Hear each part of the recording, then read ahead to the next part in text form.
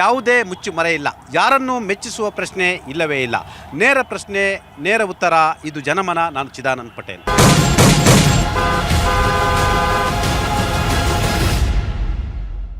ಇಡೀ ದೇಶಾದ್ಯಂತ ವಿಪಕ್ಷಗಳು ಆಡಳಿತ ಪಕ್ಷದ ವಿರುದ್ಧ ತಿರುಗಿ ಬಿದ್ದಾವೆ. ಕರ್ನಾಟಕದಲ್ಲಿ ನರೇಗಾ, ಮಹಾತ್ಮ ಗಾಂಧಿ ನರೇಗಾ ಮತ್ತು ವಿ ರಾಮ್ಜಿ ನಡುವೆ ಯುದ್ಧವನ್ನೇ ರಾಜ್ಯ ಸರ್ಕಾರ ಸಾರಿದೆ. ಜನವರಿ 26ರಿಂದ ಫೆಬ್ರವರಿ 2ರವರೆಗೂ ರಾಜ್ಯಾದ್ಯಂತ ಅತಿದೊಡ್ಡ ಪ್ರತಿಭಟನೆಯನ್ನು ತಾಲೂಕಿನಾದ್ಯಂತ ಕಾಂಗ್ರೆಸ್ ಪಕ್ಷ ಹಮ್ಮಿಕೊಂಡಿದೆ.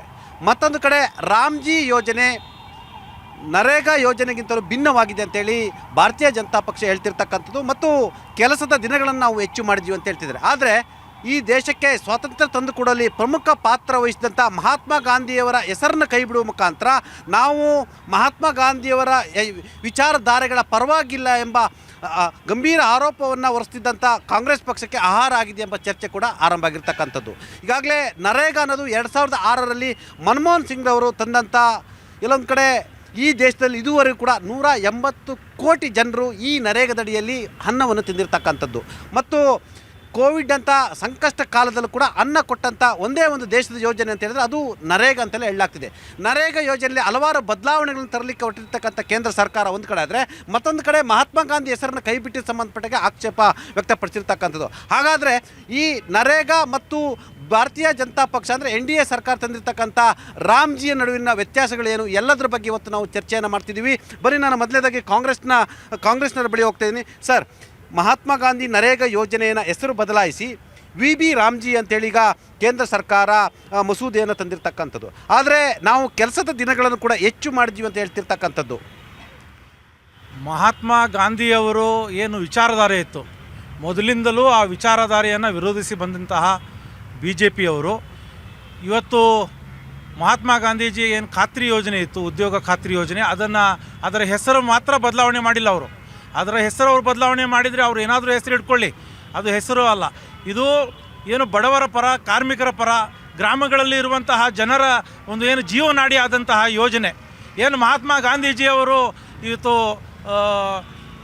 ಅಧಿಕಾರ ವಿಕೇಂದ್ರೀಕರಣದ ಮೂಲಕ ಗ್ರಾಮಗಳಲ್ಲಿ ಅಧಿಕಾರ ಹೋಗಬೇಕು, ಗ್ರಾಮದ ಜನರಿಗೆ ಒಂದು ಅಧಿಕಾರವನ್ನು ಸಿಗಬೇಕು, ಅವರಿಗೆ ಉದ್ಯೋಗ ಸಿಗಬೇಕು, ಈ ಸಮಾಜದ ಕಟ್ಟಕಡೆಯ ನಾಗರಿಕನಿಗೆ ಏನು ಒಂದು ಅವಕಾಶ ಸಿಗಬೇಕು, ಬದುಕುವ ಒಂದು ಅವಕಾಶ ಅದು ಅವ್ರಿಗೂ ಸಿಗಬೇಕು ಅನ್ನುವಂಥ ಒಂದು ಯೋಜನೆಯನ್ನು ಏನು ನಮ್ಮ UPA ಸರ್ಕಾರದವರು ಹಮ್ಮಿಕೊಂಡಿದ್ರು.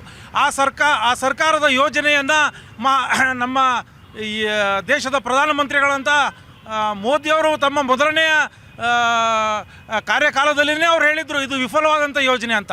ಆದರೆ ಆ ಯೋಜನೆ ಮುಖಾಂತರ ಕಳೆದ 11 ವರ್ಷದಿಂದ, ಅದು ಕೋವಿಡ್ ಆಗಿರ್ಬೋದು, ಬೇರೆ ಬೇರೆ ಸಂದರ್ಭಗಳಲ್ಲಿ ಆಗಿರ್ಬೋದು, 20 ವರ್ಷಗಳಿಂದ ಏನು ಯಶಸ್ವಿಯಾದಂಥ ಯೋಜನೆ ಇವತ್ತು ಬಡವರ ಪರ, ಕಾರ್ಮಿಕರ ಪರವಾದಂಥ ಯೋಜನೆಯನ್ನು ಇವತ್ತು ವಿರೋಧ ಮಾಡಿದ್ದಾರೆ ಇವರು. ಯೋಜನೆಯ ವಿರುದ್ಧ ನಾವು ಒಂದು ದೊಡ್ಡ ಹೋರಾಟವನ್ನು ರೂಪಿಸ್ತೀವಿ. ಕಾಂಗ್ರೆಸ್ ಪಕ್ಷ ಯೋಜನೆ ವಿರುದ್ಧ ಅತಿ ದೊಡ್ಡ ಹೋರಾಟವನ್ನು ನಾವು ರೂಪಿಸ್ತಿದ್ದೀವಿ ಅಂತ ಹೇಳಿರ್ತಕ್ಕಂಥದ್ದು. ಈಗಾಗಲೇ ಸರ್ಕಾರ 5 ದಿನಗಳ ವಿಶೇಷ ಅಧಿವೇಶನವನ್ನು ಕೂಡ ಕರೆದಿರ್ತಕ್ಕಂಥದ್ದು.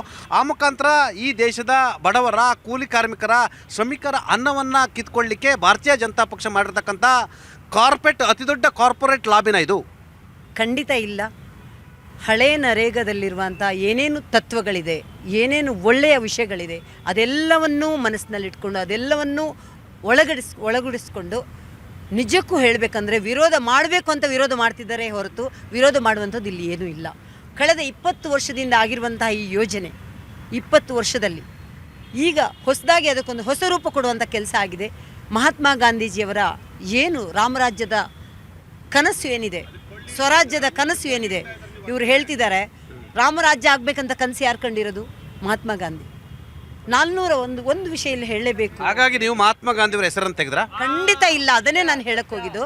ನೋಡಿ, ಹೆಸರು ನೋಡಿ, 20 ವರ್ಷದಿಂದ ಆಗಿರುವಂತಹ ಏನು ಉದ್ದೇಶ ಇದೆ, ವಿಕಸಿತ ಭಾರತದ 2047ನ ವಿಕಸಿತ ಭಾರತದ ಉದ್ದೇಶ ಏನಿದೆ ಅದನ್ನು ಮನಸ್ಸಲ್ಲಿಟ್ಕೊಂಡ ಏಕೈಕ ಯೋಜನೆ ಇದು ಅಂತ ಹೇಳಿದ್ರೆ ತಪ್ಪಾಗಲಾರದು. ನೋಡಿ, ಇಷ್ಟು ಕಾಂಗ್ರೆಸ್ ಬಗ್ಗೆ ಮಾತಾಡ್ತಿದ್ದೀರಲ್ಲ, ಒಂದು ಮಾತು ಇಲ್ಲಿ ಹೇಳಲೇಬೇಕು, ನಾನು ನಿಮಗೆ ಹೇಳಲೇಬೇಕು. ನಾನು 60 ವರ್ಷದಿಂದ ರಾಜೀವ್ ಗಾಂಧಿ, ಇಂದಿರಾ ಗಾಂಧಿ, ನೆಹರು ಅವರು 415 ಕಡೆ ಕ್ರೀಡೆ ಸಂಘ ಸಂಸ್ಥೆಗಳು ಏನು ಸರ್ಕಾರದ ಹೆಸರುಗಳನ್ನು 415 ಕಡೆ ಇಟ್ಟಿದ್ದಾರೆ. ಎಲ್ಲೂ ಕೂಡ ಲಾಲ್ ಬಹದ್ದೂರ್ ಶಾಸ್ತ್ರಿ ಅಥವಾ ನಮ್ಮ ಸುಭಾಷ್ ಚಂದ್ರ ಬೋಸು ಅಥವಾ ನಮ್ಮ ಬೇರೆಯವರ ಹೆಸರು ಅವರು ಇಟ್ಟಿಲ್ಲ. ಬರೀ ನಾವು ಅದರ ಬಗ್ಗೆ ಮಾತಾಡ್ತಿಲ್ಲ, ಅವರು ಇಟ್ಟಿದ್ದಾರೆ. ಆದರೆ ಒಂದಂತೂ ಸತ್ಯ, ಇವರು ಜನರಿಗೆ ಏನು ಹೇಳಕ್ಕೆ ಹೋಗಿದ್ದಾರೆ, 120 ದಿನ 25 ದಿನದಲ್ಲಿ ಏನಾಗಿದೆ ಇವರು ಕರೆಕ್ಟಾಗಿ ನೋಡಿದಾರಾ, ಅಥವಾ ಸಂಪೂರ್ಣ ಯಾವ ಥರ ಒಂದು ಪ್ರತಿಕೂಲ ಹವಾಮಾನಕ್ಕೆ ಏನೆಲ್ಲ ಪ್ಲ್ಯಾನ್ ಬೇಕು, ನೀರು ಪೂರೈಕೆ ಯಾವ ಥರ ಬೇಕು, ಒಂದೊಂದು ಅಂಶವನ್ನು ನೋಡಿ ಅದರಲ್ಲಿ ಯಾವ ಥರ ಕೊಟ್ಟಿದ್ದಾರೆ ಅಂತೇಳಿ. ನಮ್ಮದು ಏನಿದ್ರೂ ಕೂಡ ವಿಕಸಿತ ಭಾರತದ ಕನಸು ಬಿಟ್ಟರೆ ಇವರು ಹೇಳೋದಕ್ಕೆಲ್ಲ ನಾವು ಕ್ಯೂ ಕೂಡ ಖಂಡಿತ ಇಲ್ಲ. ವಿಕಸಿತ ಭಾರತದ 2047 ಕನಸು ಏನಿದೆ ಅದು ನನಸು ಹಾಗೇ ಆಗುತ್ತೆ. ಇವ್ರ ಥರ 5 ವರ್ಷಕ್ಕೆ ಅಂತ ನಾವು ಪ್ಲ್ಯಾನ್ ಮಾಡಿಲ್ಲ. 2047 ಪ್ರತಿಯೊಬ್ಬ ಯುವಕರ ವಿಕಸಿತ ಭಾರತದ ಕನಸು. ಇದು 2047 ಪ್ಲ್ಯಾನ್ ಅಂತ ಹೇಳ್ತಿದ್ದಾರೆ ಯಾರು. ಮಹಾತ್ಮ ಗಾಂಧಿಯವರ ಹೆಸರಿನ ಬದಲಾಗಿ ವಿ ಬಿ ರಾಮ್ಜಿ ಅಂತ ಹೆಸರಿಟ್ಟಿರ್ತಕ್ಕಂಥದ್ದು, ಕೆಲಸದ ದಿನಗಳನ್ನ ಕಡಿಮೆ ಮಾಡ್ಕೊಂಡಿರ್ತಕ್ಕಂಥದ್ದು. ಮೊದಲು ಮಹಾತ್ಮ ಗಾಂಧಿ ನರೇಗಾ ಯೋಜನೆಯಲ್ಲಿ 100 ದಿನ ಕೆಲಸ ಇತ್ತು, ಹೆಚ್ಚುವರಿ ಕೆಲಸ ಬೇಕಾದರೆ ಮತ್ತೆ 50 ದಿನ ಕೊಡುವ ಕೆಲಸ ಕೊಡ್ತಕ್ಕಂಥ ಅವಕಾಶಗಳು ಕೂಡ ಇತ್ತು.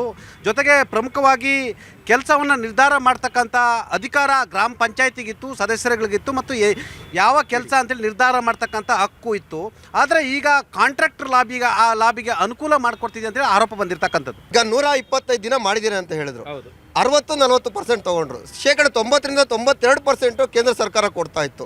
ನಮ್ಮ ಕರ್ನಾಟಕದ 92.6% ಕೊಡ್ತಿತ್ತು. ಉಳಿದಿದ್ದು 8.54% ರಾಜ್ಯ ಸರ್ಕಾರ ಬರ್ತಿತ್ತು. ಈಗ 60 ಮತ್ತು 40 ಮಾಡೋ ಮುಖಾಂತರ ನಮ್ಮ ರಾಜ್ಯಕ್ಕೆ ವರ್ಷಕ್ಕೆ 6,500 ಕೋಟಿ ಹಣ ಬರಬೇಕಾಗುತ್ತಲ್ವಾ. ಈಗ ನಮ್ಮ ಕರ್ನಾಟಕಕ್ಕೆ ಇವ್ರು ಕೊಡಬೇಕಾದಂಥ ಬಾಕಿನ 4-4.5 ಲಕ್ಷ ಕೋಟಿ ಏನು ಕೊಡಬೇಕಾಗಿರುತ್ತೆ ತೆರಿಗೆ ಬಾಕಿ, ಅದನ್ನೇ ಕೊಡ್ತಾ ಇಲ್ಲ. ಮತ್ತು ಸಾಕಷ್ಟು ನಮ್ಗೆ 14% ಕೊಡ್ತಾ ಇದ್ದೀರಾ ನಮ್ಮ ತೆರಿಗೆನಲ್ಲಿ. ನೀವು 4.5 ಲಕ್ಷ ಕೋಟಿ ನಾವು ಕೊಟ್ಟರೆ ಕೇವಲ 14% ಕೊಡ್ತೀರಾ. ಅದರಲ್ಲಿ ನಮ್ಮನ್ನು ಎಲ್ಲ ಮಾಡಿ ಅಂತ ಹೇಳ್ತಾ ಇದ್ದೀರಿ, ಎಲ್ಲ ಕೆಲಸಗಳನ್ನು ಹೊಸ ಕೆಲಸಗಳನ್ನು ಮಾಡಿ ಅಂತ. ಈಗ 125 ದಿನನೂ ಕೊಟ್ಟು ನಮಗೆ ಅವಶ್ಯಕತೆಗಿಂತ ಹೆಚ್ಚಿನ ಹಣನೂ ಬಿಡುಗಡೆ ಮಾಡಲಿಲ್ಲ ಅಂದರೆ ಹೇಗ? ಈಗ ಜಿ ಎಸ್ ಟಿ ಒಂದು ಹೇಳ್ತೀನಿ, GST ಕಡಿತಗೊಳಿಸಿದ್ರು. GST ಕಡಿಮೆ ಮಾಡಿದ್ದಕ್ಕೆ ಕರ್ನಾಟಕ ಸರ್ಕಾರಕ್ಕೆ 15,000 ಕೋಟಿಗಳಷ್ಟು ಇವತ್ತು ನಷ್ಟ ಆಗ್ತಾ ಇದೆ. ಆ ನಷ್ಟವನ್ನು ಭರಿಸೋರು ಯಾರು? ನಮಗೆ ನಮ್ಮ ಹಣನೂ ಕೊಡೋದಿಲ್ಲ. ಈ ರೀತಿಯಾದಂತಹ ಕಾರ್ಯಕ್ರಮಗಳನ್ನು ಸಹ, ಬಡವರಿಗೆ ಇಟ್ಟಿರ್ತಕ್ಕಂಥ ಕಾರ್ಯಕ್ರಮಗಳನ್ನು ಸಹ ನೀವು ಮಾಡ್ಕೊತಾ ಇದ್ದೀರಾ ಅಂದರೆ ಕಾಂಟ್ರಾಕ್ಟ್ರು ಲಾಬಿ ಮಾಡ್ಕೊತಾ ಇದ್ದಾರೆ. ಈಗ ಒಬ್ಬ ರೈತನೇ ಆಗಲಿ, ಒಬ್ಬ ಶ್ರಮಿಕನೇ ಆಗಲಿ, ಕೂಲಿ ಕಾರ್ಮಿಕನೇ ಆಗಲಿ, ನೇರವಾಗಿ ಹೋಗಿ PDO ಹತ್ರ ಕೇಳ್ಬೋದು, ಅಣ್ಣ ನನ್ನ ಹತ್ರ ಕೆಲಸ ಇಲ್ಲ, ನನಗೆ ಕೆಲಸ ಕೊಡಿ ಅಂತ ಕೇಳ್ಬೋದಾಗಿತ್ತು. PDO ನೇರವಾಗಿ ಕೊಡ್ಬೋದಾಗಿತ್ತು, ಗ್ರಾಮ ಪಂಚಾಯತಿ ಅಧ್ಯಕ್ಷ ನೇರವಾಗಿ ಕೊಡ್ಬೋದಾಗಿತ್ತು. ಆದರೆ ಇವತ್ತೇನು ಮಾಡ್ತಾ ಇದೆ, ನೀವು ಗುತ್ತಿಗೆದಾರನ ಕೊಡಬೇಕಾಗಿದೆ. ಗುತ್ತಿಗೆದಾರ ಎಲ್ಲಿರ್ತಾನೆ? ಗುತ್ತಿಗೆದಾರ ಐಷಾರಾಮಿ ಮನೇಲಿರ್ತಾನೆ. ಅಣ್ಣ ಅಂತ ಹೋಗಿ ಅದೇ ಜೀತ ಪದ್ಧತಿಗೆ ಹೋಗ್ತಾ ಇದ್ದೀರಾ? ಆ ಜೀತ ಪದ್ಧತಿಗೆ ಹೋಗಬೇಕು ಅಂತ BJP ಬಯಸ್ತಾ ಇದೆ ಅನ್ನಿಸುತ್ತೆ. ಅದಕ್ಕೋಸ್ಕರ ಈ ರೀತಿ ಮಾಡ್ತಾ ಇದ್ದಾರೆ. ಕಳೆದ 20 ವರ್ಷಗಳಲ್ಲಿ ಕೂಡ ಮಹಾತ್ಮ ಗಾಂಧಿ ನರೇಗಾ ಯೋಜನೆ ಆಯಾ ಸರ್ಕಾರಗಳು ಮತ್ತು ಆಯಾ ಸ್ಥಳೀಯ ಮಟ್ಟದ ರಾಜಕಾರಣಿಗಳ ಅಣತಿಯಂತೆ ನಡೆದಿರ್ತಕ್ಕಂಥದ್ದು, ಮತ್ತು ಕಾಂಟ್ರಾಕ್ಟರ್ಗಳು JCB ಮುಖಾಂತರ ಕೆಲಸವನ್ನು ಮಾಡಿಸಿ ಜನಗಳ ಹೆಸರಿನಲ್ಲಿ, ತಮ್ಮ ಆಪ್ತರ ಹೆಸರಿನಲ್ಲಿ ಎಲ್ಲೊಂದು ಕಡೆ GPS ಅನ್ನು ಮಾಡಿಸಿ ತೋರಿಸೋ ಮುಖಾಂತರ ಅಷ್ಟು ದುರುಪಯೋಗ ಆಗಿದೆ ಅನ್ನೋದನ್ನು ಕೂಡ ಒಂದಷ್ಟು ಸಾಕ್ಷಿ ಸಮೇತ ತೋರಿಸಿರ್ತಕ್ಕಂಥದ್ದು. ಈಗ ಹೊಸ ಕಾಯ್ದೆಯಲ್ಲಿ ಹಾಗಾದ್ರೆ ಏನು ಬದಲಾವಣೆಗಳು ಮಾಡಿದ್ದಾರೆ? ಸರಿ, ನಿಜಕ್ಕೂ ಬಡವರಿಗೆ ಅನ್ಯಾಯ ಆಗ್ತಿತ್ತು ಅನ್ನೋದಾದ್ರೆ ಆ ಒಂದು ಏನು ಕಾಯ್ದೆ ಇತ್ತು ಅದರಲ್ಲಿ ಬದಲಾವಣೆಗಳು ಮಾಡಬಹುದಾಗಿತ್ತು. ಆದರೆ ಇವರು ಮೂಲತಃ ಹೆಸರನ್ನೇ ಯಾಕೆ ತೆಗೆದ್ರು? UPA ಸರ್ಕಾರ ತೆಗೆದುಕೊಂಡು ಬಂದಂತಹ ಎಲ್ಲ ಯೋಜನೆಗಳ ಹೆಸರನ್ನ ಇವರು ಬದಲಾವಣೆ ಮಾಡಿಕೊಂಡು BJPಗರ ಹೆಸರುಗಳನ್ನ ಇಟ್ಕೊಂಡು ಕಾಪಿ ಮಾಡ್ತಾ ಇದ್ದಾರೆ ಹೊರತು BJP ಅವರಿಗೆ ಹಾಗಾದ್ರೆ ಸ್ವಂತಿಕೆ ಅನ್ನೋದು ಎಲ್ಲಿದೆ? ಅವತ್ತು ಗೋಡ್ಸೆ ಮಹಾತ್ಮ ಗಾಂಧೀಜಿಯನ್ನ ಕೊಂದ, ಇವತ್ತು ಕೇಂದ್ರ BJP ಸರ್ಕಾರ ಮತ್ತೊಮ್ಮೆ ಮಹಾತ್ಮ ಗಾಂಧೀಜಿಯವರ ಹೆಸರನ್ನ ಅಳಿಸೋದ್ರ ಜೊತೆಗೆ ಮತ್ತೊಮ್ಮೆ ಗಾಂಧೀಜಿಯವರನ್ನ ಕೊಂದಂಗಾಯ್ತಲ್ವಾ? ಕಳೆದ 2 ದಶಕಗಳಲ್ಲಿ ಗ್ರಾಮೀಣ ಭಾಗದಲ್ಲಿ ಕೆಲಸ ಮಾಡ್ತಿದ್ದಂತಹ ಅನೇಕ ಗ್ರಾಮೀಣ ಕೆಲಸದವರಿಗೆ ಆರ್ಥಿಕವಾಗಿ ಸಹಾಯವಾಗಿದ್ದಂತಹ ಎಲ್ಲೋ ಒಂದು ಕಡೆ ಕ್ರಾಂತಿಕಾರಿ ಕಾನೂನನ್ನ ದುರ್ಬಲಪಡಿಸಬೇಕು ಅನ್ನುವಂಥದ್ದು ಕೇಂದ್ರ BJP ಸರ್ಕಾರದ ಷಡ್ಯಂತ್ರ ಅಂತ ನಾನು ಹೇಳಲಿಕ್ಕೆ ಇಷ್ಟಪಡ್ತೀನಿ. ಇದು ಕೇಂದ್ರ ಸರ್ಕಾರದ ಷಡ್ಯಂತ್ರ. ಆ ಮುಖಾಂತರ ಹಂತವಾಗಿ ಮಹಾತ್ಮ ಗಾಂಧಿಯವರ ಹೆಸರನ್ನ ತೆಗೆಯುವ ಮುಖಾಂತರ ಮತ್ತು ಯೋಜನೆಯ ಸ್ವರೂಪವನ್ನು ಬದಲಾಯಿಸುವ ಮುಖಾಂತರ ಈ ಸರ್ಕಾರ ಬಡವರು ಪರವಾಗಿಲ್ಲ ಅನ್ನೋ ಒಂದು ಮಾತನ್ನು ಕೂಡ ಹೇಳ್ತಿರುವಂಥದ್ದು. ಫಸ್ಟ್ ಆಫ್ ಆಲ್ ಇದು ಹೆಸರನ್ನು ತೆಗೆದಿರ್ತಕ್ಕಂಥದ್ದಲ್ಲ. ಈಗ ಅದರೊಳಗಡೆ ವಿಕಸಿತ ಭಾರತ ಗ್ಯಾರಂಟಿ ರೋಜ್ಗಾರ್ ಆಜೀವಿಕ ಮಿಷನ್ ಅಂತ ಹೇಳಿ ಯೋಜನೆ ಮಾಡಿರ್ತಕ್ಕಂಥದ್ದು. ಇವರು ಅದರೊಳಗಡೆ ಹೆಂಗೆ ಗಾಂಧೀಜಿಯ ಹೆಸರನ್ನು ತೆಗೆದುಬಿಟ್ಟಿದ್ದಾರೆ ಅಂತ ಹೇಳ್ತಿದ್ದಾರೆ. ಗಾಂಧೀಜಿ ಹೆಸರನ್ನು ನಾವು ಗಾಂಧೀಜಿಯ ತತ್ವ ಸಿದ್ಧಾಂತವನ್ನೇ ಫಾಲೋ ಮಾಡ್ತಿರ್ತಕ್ಕಂಥದ್ದು. ಕಾಂಗ್ರೆಸ್ನವರು ಗಾಂಧೀಜಿ ತತ್ವ ಸಿದ್ಧಾಂತವನ್ನು ಫಾಲೋ ಮಾಡಂಗಿದ್ದಿದ್ರೆ ಗಾಂಧೀಜಿಯವರು 1948ರಲ್ಲಿ ತೀರ್ಕೊಬೇಕಾದ್ರೆ ತನ್ನ ಕೊನೆಯ ಉಯಿಲಿನಲ್ಲಿ ಬರೆದು ಮಡಗ್ತಾರೆ ಕಾಂಗ್ರೆಸ್ಸನ್ನು ವಿಸರ್ಜನೆ ಮಾಡಿ ಅಂತೇಳಿ. ಯಾಕೆ ಅವ್ರ ಮಾತನ್ನು ಕೇಳಲಿಲ್ಲ? ಒಂದು ಮತ್ತು ಅದರ ಜೊತೆಗೆ 150ನೇ ವರ್ಷದ ಪ್ರಯುಕ್ತ ಗಾಂಧೀಜಿಯವರ 150 ವರ್ಷದ ಪ್ರಯುಕ್ತ ಸ್ವಚ್ಛ ಭಾರತ ಯೋಜನೆಯನ್ನು ನಾವು ಜಾರಿಗೆ ತಗೊಂಡ್ಬರ್ತೀವಿ. ಸ್ವಚ್ಛ ಭಾರತ ಯೋಜನೆ ಗಾಂಧೀಜಿಯವರ ಸ್ವಚ್ಛತೆಯ ಒಂದು ಪ್ರತೀಕವಾಗಿತ್ತು. ಅದ್ರ ಜೊತೆಗೆ ಈ ಯೋಜನೆ ಈಗ ರಾಜ್ಯ ಸರ್ಕಾರಕ್ಕೆ ಅತಿ ಹೆಚ್ಚು ಹೊರೆಗಳನ್ನು ಹಾಕುವುದು ಎಷ್ಟು ಸರಿ? ಆಗಲ್ಲ ನೋಡಿ, ಈ ಯೋಜನೆ 60-40 ಈ ಯೋಜನೆ ಇದ್ದಿದ್ದು ನೋಡಿ, ಈ ಯೋಜನೆ 100 ದಿನ ಇದ್ದಿದ್ದು 125 ದಿವಸ ಆಗಿದೆ. ಮೊದಲು 15 ದಿವಸಕ್ಕೆ ಪೇಮೆಂಟ್ ಆಗ್ತಿತ್ತು, ಇವಾಗ 7 ದಿವಸಕ್ಕೆ ಪೇಮೆಂಟ್ ಆಗ್ತಾ ಇದೆ.